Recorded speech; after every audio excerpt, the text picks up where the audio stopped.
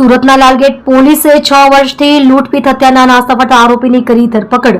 સુરતના લાલગેટ પોલીસ મથક હદ વિસ્તારમાં 6 વર્ષ પહેલા એક મહિલાની હત્યા થઈ હતી। 7/2/2019ના રોજ મહિલાની સાથે લૂંટ કરી હત્યા કરાઈ હતી। 2019માં 2 હત્યારાઓ પકડાઈ ગયા હતા। મુખ્ય હત્યારા આરોપી નસીબ રફીક સિદ્દીકી ફરાર હતો। ત્રણેય ઈસમોએ મહિલાની હત્યા કરી તેમની ચાંદીની પાયલ અને 2500 રૂપિયાની લૂંટ કરી વારાણસી ભાગી ગયા હતા। મહિલા તેમના પતિથી એકલી રહેતી હોવાથી ત્રણેય ઈસમોએ લૂંટનો પ્લાન બનાવ્યો હતો। લાલગેટ પોલીસે બાતમીના આધારે યુપીના ગોરખપુર ખાતેના કરંજિયા ખાતેથી આરોપીને ઝડપી પાડ્યો।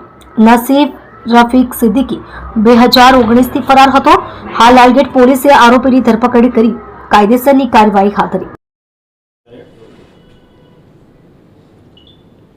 સુરત શહેરમાં લાલગેટ પોલીસ સ્ટેશન વિસ્તારમાં તારીખ 7/2/2019ના રોજ એક મર્ડરનો ગુનો દાખલ થયેલો હતો, જેમાં એક મહિલાની જોડે લૂંટ કરીને તેનું મર્ડર કરવામાં આવેલું હતું। આ ગુનો જે તે વખતે ડિટેક્ટ થયેલો હતો, જેની અંદર 2 આરોપીઓ મોહમ્મદ અહેમદ ઉર્ફે બિસ્મિલ્લા ઉર્ફે બીસુ આલમ ખાન જે યુપીનો રહેવાસી હતો, અને બીજો એક આરોપી છે ગુલે સત્તાર ઉર્ફે સાહિલ અશરફ અલી અંસારી જે મૂળ મહારાષ્ટ્રનો રહેવાસી હતો। આ બંને આરોપીની ધરપકડ કરવામાં આવેલી હતી, અને એ લોકોના ઇન્ટ્રોગેશનમાં એ વસ્તુ મતલબ ધ્યાનમાં આવેલી હતી કે નફીસ રફીક સિદ્દીકી નામનો જે ઇસમ છે, જે મૂળ આ ગુનાનો મેઇન આરોપી હતો, જેના દ્વારા એ મહિલાનું મૃત્યુ નિપજાવવામાં આવેલું હતું।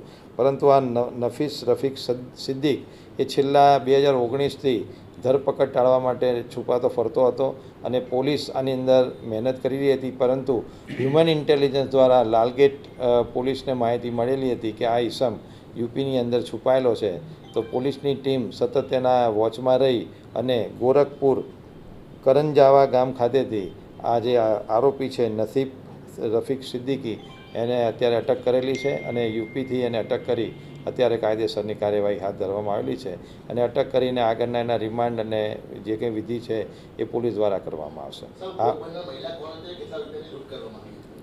આ જે ગુનો 7/2/2019ના રોજ નોંધાયેલો, એમાં આ જે મહિલા હતા એ એના પતિના અગાઉના એક છોકરા સાથે એકલી રહેતી હતી, અને આ એકલી લેડી રહેતી હોવાના લીધે આ આરોપીઓ કોઈ કામ ધંધો ન હોય એમને એવું હતું કે એની પાસેથી પૈસા મળશે, એટલે એ લોકોએ લૂંટનો પ્લાન બનાવેલો હતો, અને ચાંદીની પાયલ અને 2500 રૂપિયાની જે તે વખતે એ લોકોએ લૂંટ કરેલી હતી, જે તપાસની અંદર એ વખતે ફલિત થયેલું હતું।